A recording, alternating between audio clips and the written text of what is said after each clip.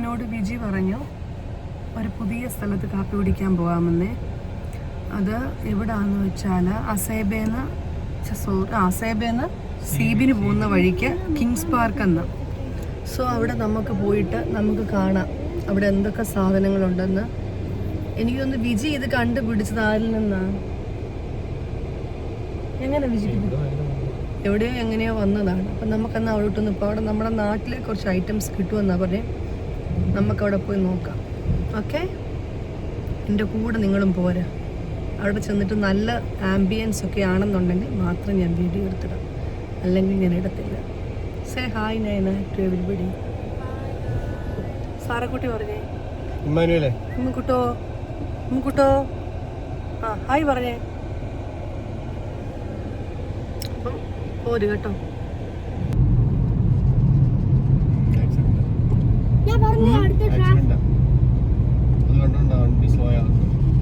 എവിടെ ആക്സിഡന്റ്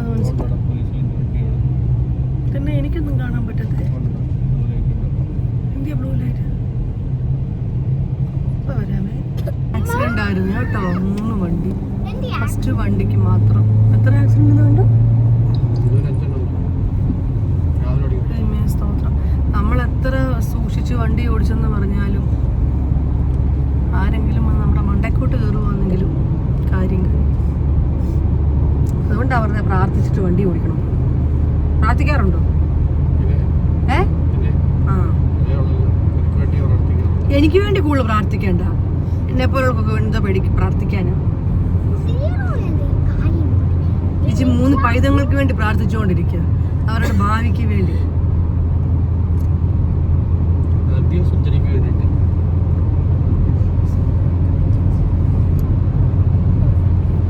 ഇതിനകത്ത് എഡിറ്റിംഗ് ഒന്നുമില്ല കേട്ടോ. ഡയറക്റ്റ് ഞങ്ങളുടെ വീട്ടിൽ എങ്ങനെ പറഞ്ഞത് മൊത്തം ഞാൻ നിങ്ങൾക്ക് ഇട്ടു തരും.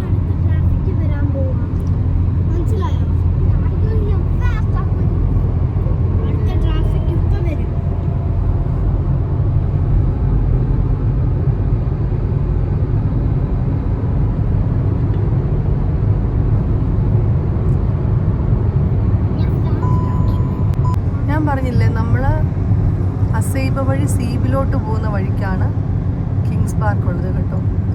ഈ വഴികളോ കാര്യങ്ങളോ ഒന്നും എനിക്കറിയത്തില്ല. എനിക്ക് ആകെ അറിയാവുന്ന ഏക വഴിയെന്ന് പറയുന്നത് റോയൽ ഹോസ്പിറ്റൽ, ഞങ്ങളുടെ വീട്, പിന്നെ ഞങ്ങളുടെ അവിടുത്തെ ടീ ടൈം.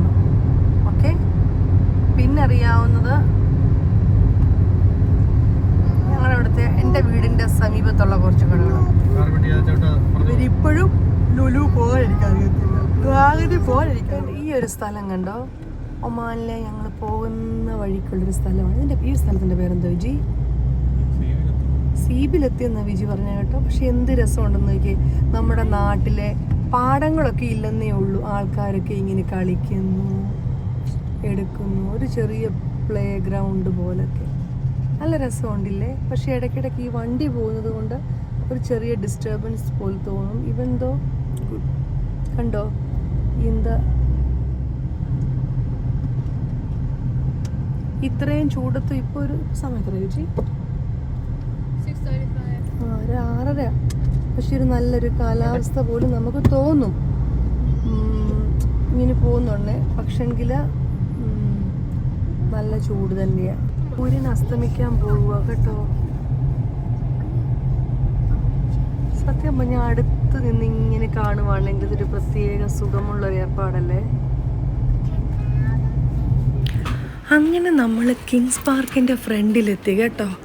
റെസ്റ്റോറൻറ്റ് കണ്ടപ്പോൾ തന്നെ നമുക്കൊരു കണ്ണിനൊരു കുളിർമ എന്നൊക്കെ പറയത്തില്ലേ, അതുപോലെ എനിക്ക് തോന്നിയേ. കാരണം അത്രയ്ക്ക് നല്ല നീറ്റ്നെസ്സായിട്ടുള്ള റെസ്റ്റോറൻ്റാണ് ഞാൻ കണ്ടത്. ഒരു അടുത്തിടയിൽ വെച്ച് ഒരു നല്ല റെസ്റ്റോറൻ്റായിട്ട് എനിക്ക് തോന്നി.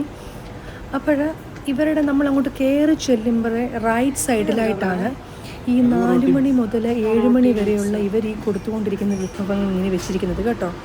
അപ്പോൾ ഇതെന്തൊക്കെയാണെന്ന് നമുക്കൊന്ന് പരിചയപ്പെടാം. അതായത് ഇതിവർ ഈവനിങ് സ്നാക്സ് പോലാണ് ഇവർ ഈ ഫുഡുകളെ സെർവ് ചെയ്യുന്നത്.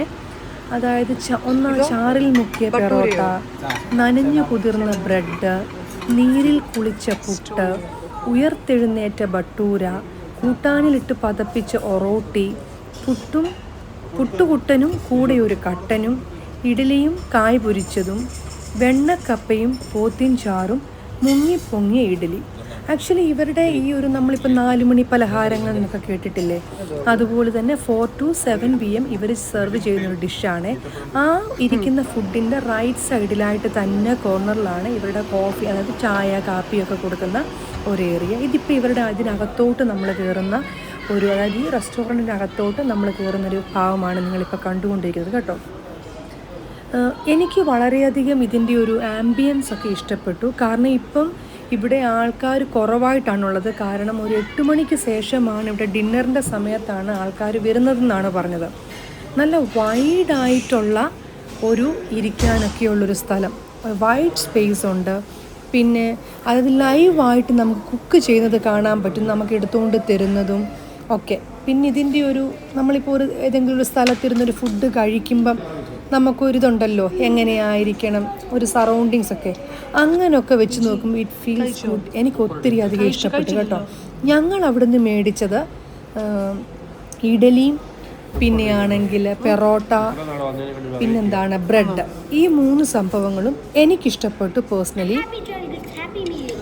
ഞാനിനി മീൻകറിക്കകത്ത് മുക്കിയ ഇഡലി ഒന്ന് കഴിക്കാൻ പോകുന്നു. എൻ്റെ ജെനുവിൻ ഫീഡ്ബാക്ക് ആയിരിക്കും നിങ്ങൾക്ക് കിട്ടുന്നത്.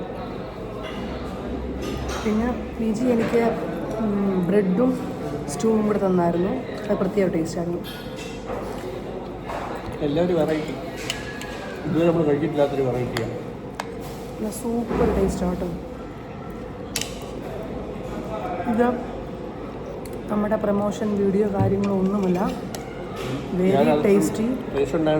അതായത് ഇത് അതിനകത്ത് ഡിപ്പ് ചെയ്ത് കിടക്കുമല്ലേ, അപ്പോൾ ആ മീൻകറിയുടെ ഒരു പുളിപ്പും ആ ടേസ്റ്റും ആ ഫ്ലേവറും എല്ലാം ഇഡലിക്കകത്ത് ചേർന്നിട്ടുണ്ട്. So it's very good. ഇനി